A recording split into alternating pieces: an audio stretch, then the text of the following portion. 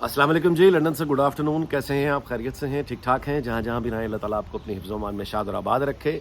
यहाँ तो खुशगवार धूप है और मौसम जो है वो अपने लॉन में बैठने की आखिरकार आप यूँ कहिए इजाज़त है मौसम की तरफ से। ब्रिटिश समर ऐसी होती है। बल्कि मुझे याद आया ब्रिटिश समर से, एक बड़ी खूबसूरत किताब है, अगर आपने ना पढ़ी हो तो ज़रूर पढ़िएगा, इंडियन समर। बहुत खूबसूरत किताब है, पार्टीशन पे। टंजल मैन, अगर मैं गलत नहीं हूँ, रशियन ऑथर है, खातून है, ऑक्सफोर्ड की पढ़ी हुई है। और एक रशियन यानी फीमेल ऑथर जो ऑक्सफोर्ड की पढ़ी हुई है, उसने पलट कर जब उस को यानी मरतब किया उन वाक़यात को, यानी ह्यूमन लेवल, कमाल की किताब है। आपको लगेगा कि वो किरदार उस ज़माने के आपके सामने आके गोया खड़े हो गए। बहरहाल चलते हैं जी आज के मौज़ूआत की तरफ। पहला मौजू जिस पर मैं गुफ्तगू आपके गुज़ारिशात करूँगा, मैं उस पर अपनी गुजारिश कुछ नहीं करूँगा, मैं कुछ सवालात आपके सामने रख दूँगा। एक बढ़ती हुई जंग है जो नज़र आ रही है और वो खामोशी से आप यूँ कहिए दस्तक दे रही है। अगर ये जंग बढ़ गई, अगर ये मामलात अफ़गानिस्तान की तरफ से बढ़ गए, डॉन में आज 2 रिपोर्ट्स पब्लिश हुई हैं, तो फिर बड़े संजीदा सवाल हैं कुछ जो मैं आपके सामने रख देता हूँ। मैं तबसरा नहीं करूँगा।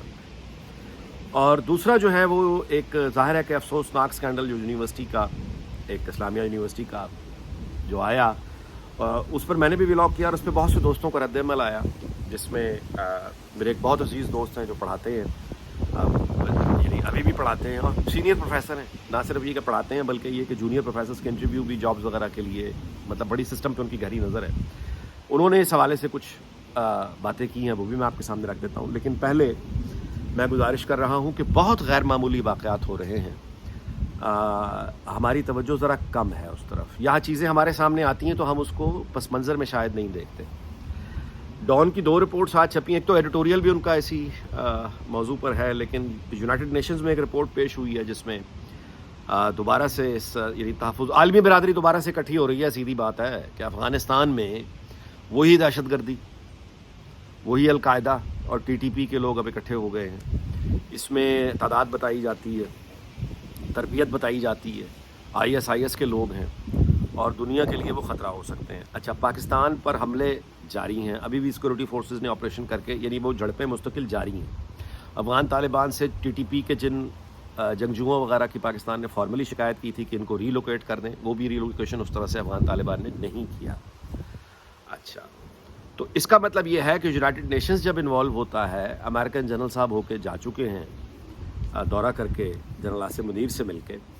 और इसके साथ एक बहुत अजीब बात ये हुई है कि बहुत नामवर सहाफ़ियों ने, यानी वो सहाफ़ी जो आप यूँ कहिए कि देख भाल के चलने वाले यानी लोग, यानी ऐसे इनकलाबी जो पिछले दौर में, इमरान खान के दौर में, एक दिन भी जिनका शो बंद नहीं हुआ, तनख्वाह बंद नहीं हुई, कालम नहीं बंद हुआ, फिर भी ख़ुद को कहते यानी इनकलाबी हैं, वो उनकी मर्ज़ी कहते रहे। लेकिन मतलब मैं कह रहा हूँ कि देख भाल के चलने वाले सहाफ़ी, उन्होंने भी कुछ अपने सोशल मीडिया अकाउंट्स पे ऐसी बलूचिस्तान के हवाले से वीडियोस रिलीज़ की हैं जहाँ स्मगलिंग जो है वो ईरानी तेल की हो रही है। अच्छा, इसके साथ जियो न्यूज़ पर शब्बर ज़ैदी आके ऑन रिकॉर्ड कह जाता है कि मैंने ये स्मगलिंग और बलूचिस्तान में जो हो रही है, मैंने इसको बंद करने की जब बात की थी तो बलूचिस्तान के कोर कमांडर मेरे पास आए और कहा कि आप इस तरफ तवज्जो ना करें, यानी जाने दें, जो हो रहा है होने दें। देखिए, ईरान से जो तेल आ रहा है पाकिस्तान का, तकरीबन, ये मैं इंतहाई सीनियर ऑफिशियल से बात करके आपको बता रहा हूँ कि ये कोई राज नहीं है। 30% जो पाकिस्तान में पेट्रोल आप डलवाते हैं, 30% कंजप्शन जो पेट्रोल है वो ईरान से आता है स्मगल्ड। और जाहिर है कि वो मार्केट में जिस कीमत पर आप ख़रीदते हैं उसके हिसाब से तो वो बिल्कुल औने पौने ख़रीदा जाता है स्मगलिंग, और वो रेगुलर करके बेच दिया जाता है। ये जो आपकी गाड़ियों पे नॉकिंग और इंजन में ये जो तबाही सारी फिर रही होती है, ये वो गैर मेयारी ईरानी तेल है, वो कहाँ किस पंप पे है किस पे नहीं है, ज़ाहिर है किसी को पता नहीं।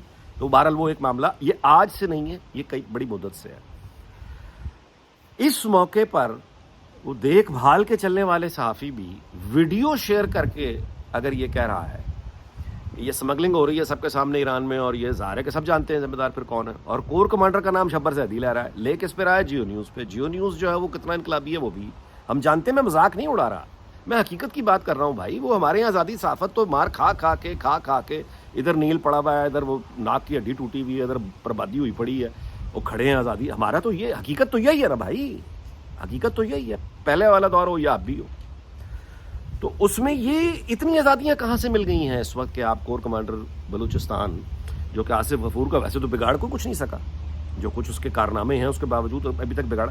تو اس کا نام لے کر اتنی آزادیاں آ گئی ہیں کہ فوج بطور ادارہ، یہ بلوچستان کا جس طرح میں نے ذکر کیا، یہ اسمگلنگ تو بہت پہلے سے ہو رہی ہے نا، کوئی نئی بات تو نہیں ہے. یہ اتنی ضرورتیں کہاں سے آ گئی ہیں؟ کیا جنرل عاصم منیر فوج میں کوئی بڑی نوعیت کا، بڑی طرز کا آپریشن کرنے جا رہے ہیں؟ کیا وہ اس کو یعنی پرائرٹیز اور فوج کے جو انفلوئنس ہے اس کو ری رائٹ کرنا چاہتے ہیں چیزوں کو؟ اچھا، یہ بڑے سوال ہے میں آپ کے سامنے رکھ رہا ہوں. اچھا، اب اس کے بعد آ جائیے جنگ کی طرف. پاسبلٹی، اگر یہ جنگ انکریز ہو جاتی ہے، یہ جھڑپیں بڑھ جاتی ہیں اور انٹرنیشنل کمیونٹی جس طرح آ رہی ہے، کیا فوج جو ہے وہ ہماری اس وقت، فرض کیجئے لڑائی شروع ہو جاتی ہے، جنگ، تو فوج کے لیے تو ضروری ہوتا ہے نا کہ قوم اس کے پیچھے کھڑی ہو. کسی بھی جنگ میں جائے گی تو قوم کو پیچھے. کیا اس وقت وہ حالات ہیں کہ پاکستان کی قوم اپنی فوج کو اس طرح سے سپورٹ کرے گی؟ ٹریڈیشنلی میں سوال کر رہا ہوں، کوئی جواب نہیں دے رہا. اچھا، اب آپ یہ کہیں گے کہ ایک ان وانٹیڈ جنگ، مثال کے طور پہ برطانیہ میں جو عراق کی ٹونی بلیئر نے جنگ شروع کی تھی، وہ ظاہر ہے بہت ان پاپولر جنگ تھی، لیکن اس وقت بھی یہاں کے جو لوگ تھے وہ اپنی فوج کے خلاف نہیں تھے، کیونکہ وہ فیصلہ فوج کا نہیں تھا. یعنی وہ لوگ جنہوں نے لندن میں ملین مارچ کیا عراق کی جنگ میں جب برطانیہ کی فوج گئی، تو وہ سارا احتجاج ٹونی بلیئر سے تھا، وہ سویلین گورنمنٹ سے تھا جو کنٹرول میں تھی، جس کا فیصلہ تھا کہ اس جنگ میں جانا ہے. لیکن عراق کے جو فوج، یعنی برطانیہ کے جو فوجی عراق میں لڑ رہے تھے، ان سے لوگوں کو شکوہ نہیں تھا، وہ ان سے نفرت نہیں کر رہے تھے، وہ ٹونی بلیئر سے نفرت کر رہے تھے. ہمارے ہاں معاملہ اس طرح کا نہیں ہے. اگر کوئی جنگ ہوتی ہے تو یہ افغانستان والا معاملہ اگر بڑھ جاتا ہے تو پاکستان کے جو لوگ ہیں ان کو یہ نہیں آپ بتا سکتے، سمجھا سکتے کہ یہ جنگ ہم پہ مسلط ہو گئی ہے، یا ہمارا کوئی لینا دینا فیصلہ سازی میں نہیں رہا، یا یہ کہ یہ کسی اور کا لگایا ہوا پودا جو ہم فصل کاٹی. یہ بڑے سنجیدہ سوال ہے. میں آپ سے گزارش کروں کہ خدا نہ کرے اگر یہ جنگ والے معاملات پھیل جاتے ہیں تو پھر اس کے بعد تو سیدھی بات یہ ہے، کربلا کا واقعہ ہے آج کل بہت ذکر اس کا ہو رہا ہے، ظاہرہ ہونا بھی چاہیے. تو میں باقی کسی اس میں تو نہیں جاتا بحث میں، مذہبی بحث میں، لیکن یہ تو ہم سبھی جانتے ہیں نا کہ وہ بھی اقتدار کی جنگ تھی، حکومت کا ہی جھگڑا تھا اصل میں.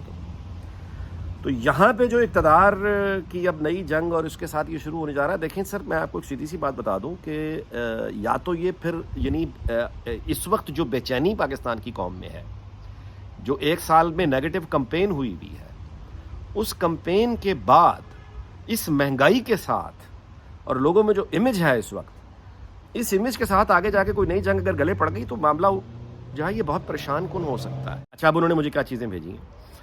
جب سے بی ایس سی اور بی اے کی جگہ بی ایس پروگرام شروع ہوا ہے، پیپر کالج یا یونیورسٹی کے انٹرنل ٹیچرز چیک کرتے ہیں. پہلے ایکسٹرنل ٹیچرز چیک کیا کرتے تھے، اب طلبہ کا مستقبل مکمل طور پر کالج یا یونیورسٹی کے پروفیسر کے ہاتھ میں ہے. وہ فل نمبر لگا دے یا زیرو، قانونی طور پر کوئی پوچھ نہیں سکتا. اس طرح فیمیل اسٹوڈنٹ کے ساتھ سب کچھ کیا جا سکتا ہے، کہیں کی بھی یونیورسٹی ہو. دوسرا، اگر آپ پہلے 3 ٹاپ پوزیشن پر ہوں تو اسکالرشپ ملتا ہے.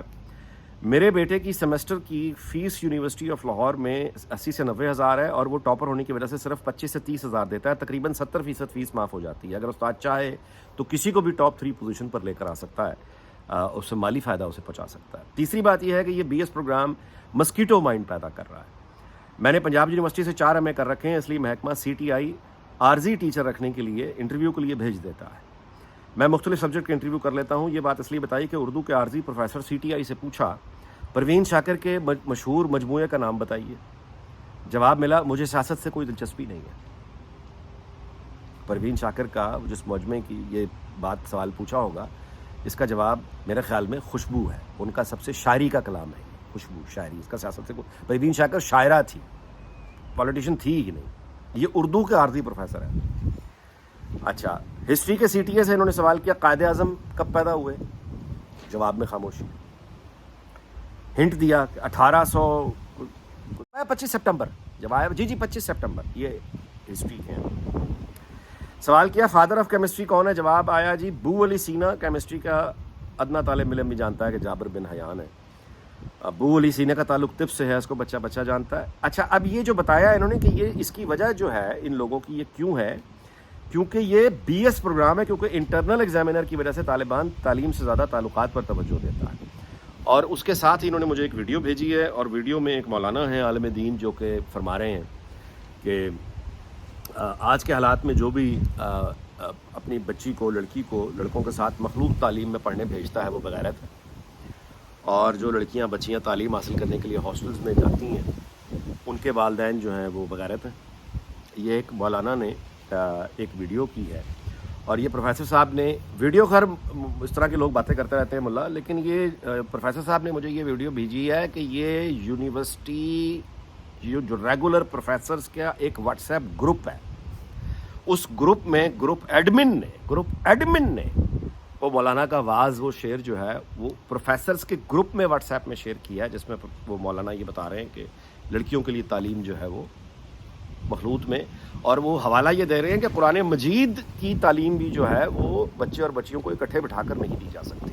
اچھا، یہ حج اور عمرہ کیسے ہوتا ہے؟ یہاں پہ خاموش ہے سارے، لیکن بات جہاں سے اٹھاتے ہیں، جیسے طالبان نے افغانستان میں بند کر دیا بچیوں کے لیے تعلیم، وہ تو فیمیل یعنی ایکسکلوسیو فیمیل کو بھی نہیں پڑھنے دیتے، گرلز کالج بھی بند ہے۔ تو یہ ہیں وہ رویے میرے بھائی جو کہ ہمارے اندر سماجی رویے ہیں، اب اس کا حکومت سے کوئی تعلق نہیں، سیاست سے کوئی تعلق نہیں۔ تو اس کنفیوزڈ مائنڈ سیٹ کے ساتھ کہ جہاں پہ ہر چیز کو یعنی دین فروشی کی انتہا ہے، لوگ طالبان کے وکیل آج تک بیٹھ کے یعنی اخباروں میں لکھتے ہیں، اور وہ چھپتا ہے کہ طالبان کو دعوت دیتے ہیں کہ آؤ پاکستان پر قبضہ کر لو، لوگ تمہارا انتظار کر رہے ہیں۔ یہ پاکستان کی ریالٹیز ہیں۔ تو اب ایک طرف مہنگائی، میں ولا ختم اس بات پہ کر رہا ہوں کہ مہنگائی دیکھ لیجئے، اس وقت فوج کی جو ریپوٹیشن مغربی پاکستان یعنی موجودہ پاکستان میں جو اس وقت حالت ہوئی پڑی ہے، اس کے ساتھ جنگ، اور اس کے ساتھ یہ میں سمجھنے سے قاصر ہوں کہ بلوچستان کے حوالے سے یہ تیل کی سمگلنگ، یہ تو پرانی باتیں اس وقت کیوں سامنے آ رہی ہیں؟ اس وقت کیوں سامنے آ رہی ہیں؟ یعنی ابھی کو کمی رہ گئی ہے اس وقت فوج کے امیج میں، اس کو یعنی ہلنے میں، جو یہ والی چیزیں بھی کیا جنرل عاصم کو بڑا آپریشن کرنے جا رہے ہیں؟ کیا ریگولیٹ، میں تو شروع میں عرض کیا تھا، کیا یہ وقت ہے ایسا کرنے کا؟ جنگ کو ملا لیں، اور لوگوں میں پائے ہوئے جذبات، کیا لوگ کھڑے ہوں گے اس وقت کسی جنگ کی صورت میں، یا کچھ اور ہو جائے گا؟ یہ بہت، میں آپ سے گزارش کروں کہ خطرناک باتیں ہیں۔ سو ان باتوں کو یہیں ختم کرتے ہیں اور آپ سے اجازت چاہتے ہیں۔ سب کچھ بدل سکتا ہے، یہ جنگ جو بڑھے گی نا، پھر سیاست کیسے محفوظ رہے گی اور حکومت کیسے محفوظ رہے گی، اور پھر کیا ہوگا کیا نہیں ہوگا، یہ اچھا جی۔ اس دعا کے ساتھ ہم دعا تو بہرحال یہی کریں گے کہ اللہ تعالیٰ پاکستان، اس کے تمام ہمسایوں، دنیا بھر کو شاد اور آباد رکھے۔ آپ سے اجازت چاہتا ہوں، اگلے ویلاگ میں ملاقات ہوگی، اپنا بہت خیال رکھیے گا، اللہ حافظ۔